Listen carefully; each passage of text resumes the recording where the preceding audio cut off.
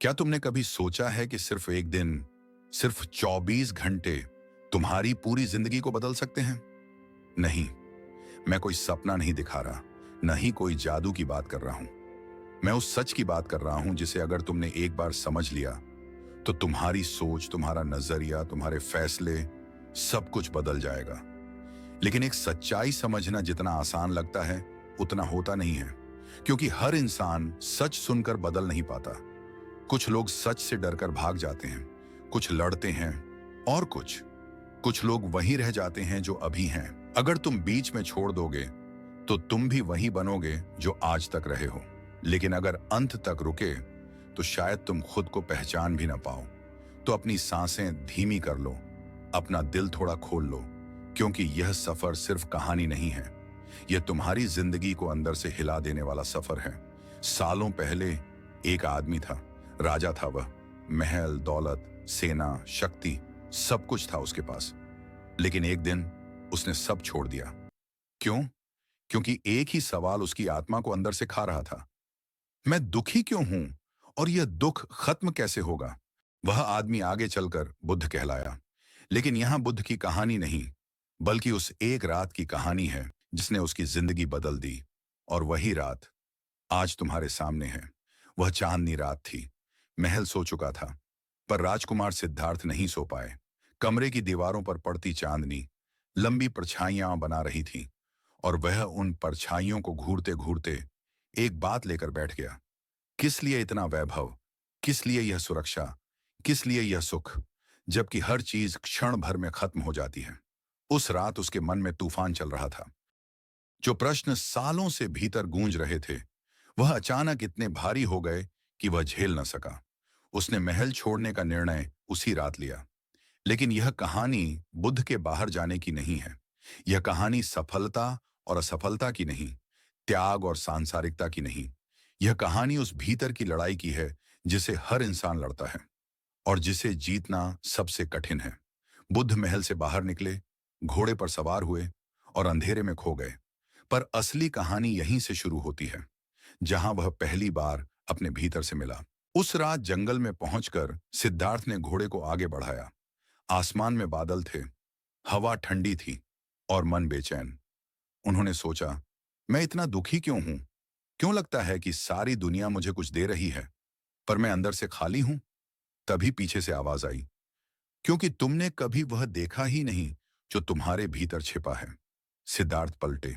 एक साधु खड़ा था, हाथ में त्रिशूल, चेहरे पर मुस्कान। सिद्धार्थ ने पूछा, आप यहां कैसे? साधु मुस्कुराया, जहां तुमसे कोई सवाल पूछने आता है, वहां मैं अपने आप पहुंच जाता हूं। सिद्धार्थ चौंक गए। आप जानते हैं मैं क्या पूछने आया हूं? साधु ने कहा, हां, तुम पूछने आए हो कि दुख कहां से आता है और खुशी कहां गायब हो जाती है। सिद्धार्थ ने सिर झुका दिया। साधु ने कहा, दुख बाहर नहीं है राजकुमार, दुख भीतर है, और तुमने कभी भीतर झांका ही नहीं। साधु ने अपनी लाठी जमीन पर टिकाई। सिद्धार्थ, हर इंसान के भीतर 4 कमरे होते हैं। 1, डर का कमरा 2, गुस्से का कमरा 3, लालच का कमरा 4, अज्ञान का कमरा, और इन चारों कमरों में ताले लगे होते हैं। इंसान पूरे जीवन बाहर रोशनी ढूंढता रहता है, पर अंदर का अंधेरा साफ करना भूल जाता है। सिद्धार्थ ने पूछा, तो रोशनी कहाँ है? साधु मुस्कुराया, रोशनी हमेशा अंदर ही रही है, बस तुमने दरवाजे कभी खोले ही नहीं। साधु ने कहा, चलो पहले कमरे के पास चलते हैं। पलक झपकते ही दृश्य बदल गया। सिद्धार्थ खुद को एक अंधेरी जगह में खड़ा पाया। चारों ओर धुंध थी, कुछ समझ नहीं आ रहा था। तभी अंधेरे में से एक आवाज आई, तुम अकेले हो, तुम असफल हो जाओगे, तुम गिर जाओगे, तुमसे कोई प्यार नहीं करता। सिद्धार्थ कांप गए, कदम पीछे हटने लगे। साधु ने कहा, यही तो डर है, वह हमेशा फुसफुसाता है, लेकिन तुम सुनना बंद कर सकते हो। सिद्धार्थ ने पूछा, कैसे? साधु धीरे से बोले, डर से भागकर नहीं, उसकी आंखों में देखकर। सिद्धार्थ आगे बढ़े। आवाजें जोर से गूंजने लगीं, दिल धड़कने लगा, पर उन्होंने कदम नहीं रोका।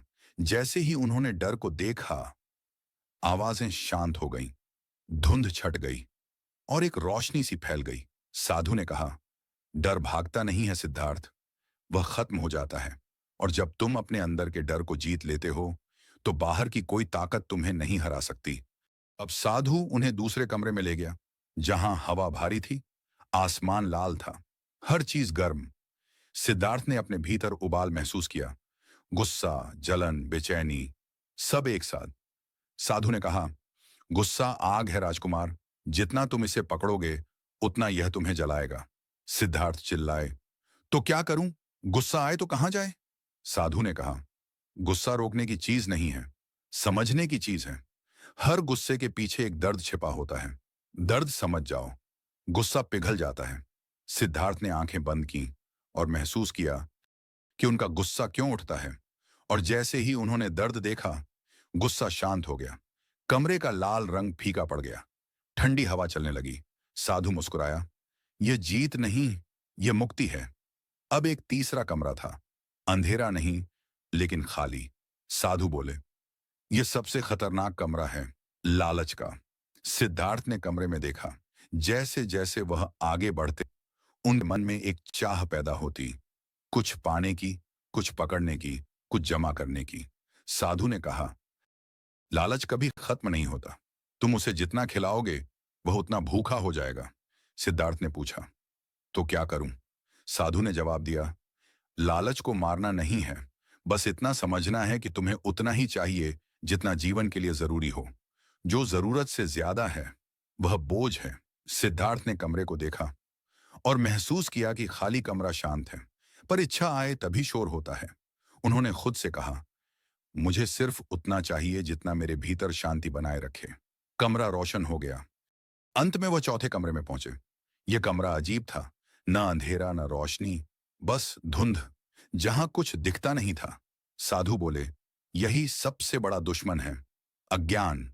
सिद्धार्थ चले, पर किसी दीवार से टकरा गए, फिर मुड़े, फिर गिर पड़े, फिर कोशिश की, फिर चोट लगी। उन्होंने पूछा, मैं क्यों नहीं देख पा रहा? साधु ने कहा, क्योंकि तुम देखना सीखना ही नहीं चाहते। अज्ञान का मतलब न जानना नहीं, अज्ञान का मतलब है जानने की कोशिश न करना। सिद्धार्थ ने गहरी सांस ली, बैठ गए, आंखें बंद की, फिर कहा, मैं तैयार हूं सीखने के लिए। और उसी क्षण धुंध हटने लगी और कमरे में उजाला भर गया। साधु मुस्कुराया, अब तुम देख रहे हो। जैसे ही सिद्धार्थ ने चारों कमरों को समझ लिया, अचानक सब कुछ बदल गया।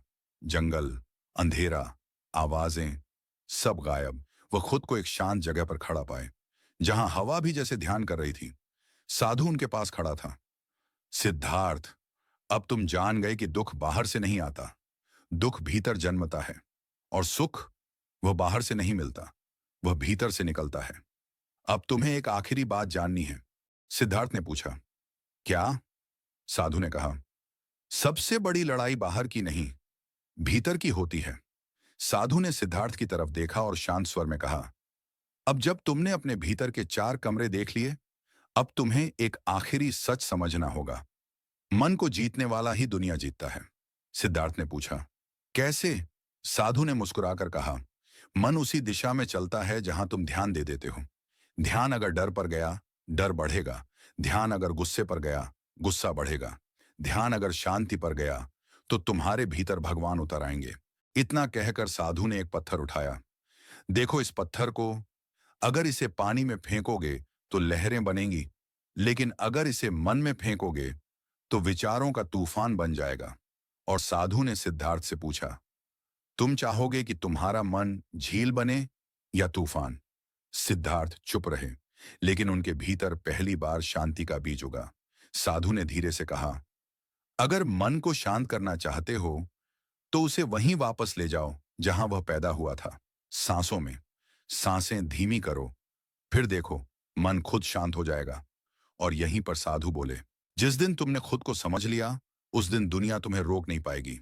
सिद्धार्थ ने सिर झुका दिया। उन्हें समझ आ गया था, दुनिया बदलने से कुछ नहीं होगा, खुद को बदलने से सब बदल जाएगा। और अगर आप भी अपने मन की लड़ाई जीतना चाहते हैं तो वीडियो को लाइक करें, चैनल को सब्सक्राइब करें, क्योंकि आगे आने वाली कहानियां आपकी सोच बदल देंगी। सब्सक्राइब कर लो दोस्तों, क्योंकि अगले भाग में छिपा है मन को पूरी तरह रूपांतरित करने का राज।